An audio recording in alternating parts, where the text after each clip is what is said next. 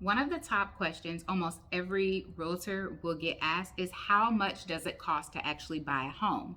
So if you are interested in buying a home, this video is for you. Hi, I'm Shana Rivers, your Atlanta real estate broker, making homeownership simple. So when you're getting ready to buy a house, it's more than just down payment, it's more than just closing costs, and those are even two separate things. This video, I'm just going to break down all the fees that you'll need to pay in the process of buying a home. All right, so number one, the very first thing that you're going to need once you actually get under contract is your earnest money. So what is earnest money and is it required? Earnest money is not required. However, it is your good faith deposit to a seller when you are interested in purchasing their home.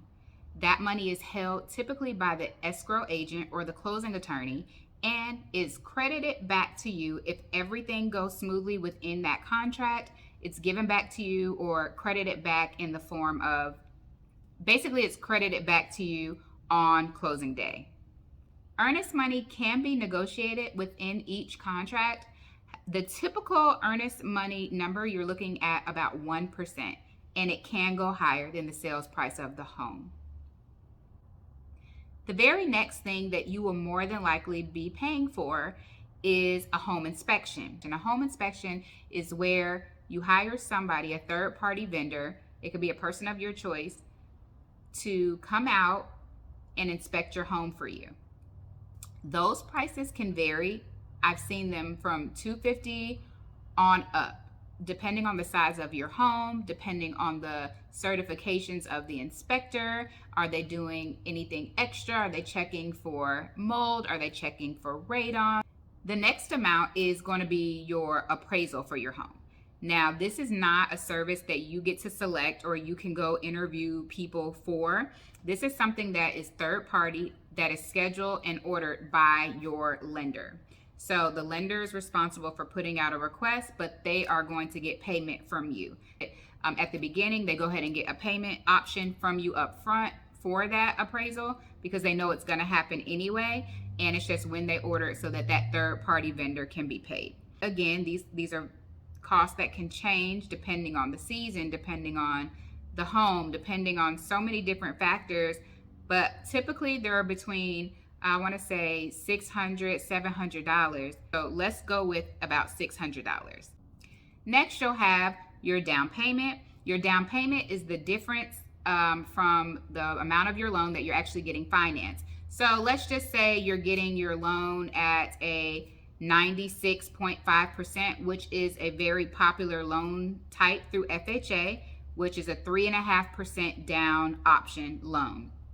Now your down payment is going to be 3.5% of whatever the sales price of the home is that you're buying. So you would take that number, calculate it. If it's a $100,000 house, I'm using easy numbers because the math don't be popping like that. So your down payment on that home would be $3,500 if it's a $100,000 home. Next, we have closing costs. Closing costs and down payment are two different things. Closing costs are all of the fees that's necessary to actually close the loan for the purchase of a home. So closing costs can range. They're typically between 2 and 5% of the sales price of the home. Who is paying closing costs? That is a number that's definitely negotiable, but most of the time it is coming out of your pocket. So make sure that you're prepared to pay your closing costs as well. New fee that has recently hit the market over this past few years in this seller's market that we're in is the appraisal gap fee. So let's say that you are looking at a property and the property is listed at $100,000. If you offer $115,000, that's probably going to bring attention to your offer above the others that are offering $100,000. Now, when your bank actually orders an appraisal, the appraisal is going to say, this is the actual value of the home. It might land at $100,000. It might land at $105,000. But because you are under contract for $115,000, the seller is now going to say, if this home does not appraise, who's going to give me the rest of the money? Once the bank appraises the property and it does not appraise for the 115, but a 105, the bank is only going to lend you the amount that the property actually appraises for. So here's the need for the appraisal gap. And this is where you're seeing prices being, homes being sold way overpriced. It's people are able to fill in that gap. So if the home does not appraise for 115, but it appraises for 105,000, somebody needs to come up with the $10,000 difference. Now, you may be able to negotiate the price back down to the 105 because that's all your lender is going to give you. But in the beginning, as they're going through offers, your agent may tell you about the appraisal gap, and the appraisal gap says that if the property does not appraise for at least $115,000, we are going to give your seller the difference. Whatever that difference is, that's negotiated and talked about between you and your agent. You may have extra cash to just put in an appraisal gap. You may not. So along that appraisal gap, if they're not going to come down to the 105, but you've put in your special stipulations in your contract that you have $10,000 to give them that extra $10,000 if it didn't appraise or whatever the case may be, then that is your appraisal gap money. That money is now added to what you owe on the day of closing. So not only will you have your down payment, your closing costs, you now have your appraisal gap fee, which is going to be required in order to close the deal.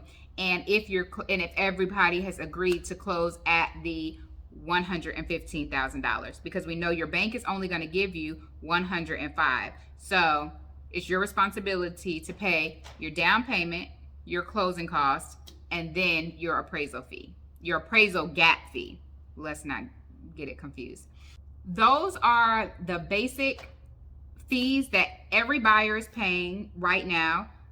Some of those things are negotiable. Of course, depending on your lender, depending on your closing attorney, these things may shift a little bit, but not too much. So when you get ready to buy a house, and I tell all of my buyers this, just have a good 8% set aside. Have a good 8% set aside. Are there ways around some of these fees? Absolutely. You would talk to your agent and talk to your lender. There are some down payment opportunities out there for you. If you don't have, a full 8%, just know that there are options out there. And don't be discouraged. Go ahead and get started in the home buying process. Make sure you have your money, that you are saving, and that you are prepared and well equipped to enter into the real estate market right now. Investing in real estate it's always a good time to invest in real estate. So I hope that you enjoyed this video. I hope that it helped you if you are in the market to purchase a home. I hope that this helped you just kind of have an understanding and a breakdown of the funds that are needed in a real estate transaction. Let me just remind you, you'll need your earnest money, which is essentially credited back to you. You'll need your home inspection money, which is paid out to a third-party vendor. You will need your appraisal money. That is going to come through your lender. You will also need your closing costs and your down payment. So those are going to be the 5 things. And then we had our extra add-on, which is our appraisal gap fee. So thank you so much for listening and watching. I'm Shana Rivers, your Atlanta home expert. Don't forget to subscribe to my channel and click the bell for notifications when I send out more home buying tips, advice to help make this process as smooth as possible. Or share this with someone who you're in the home buying process with.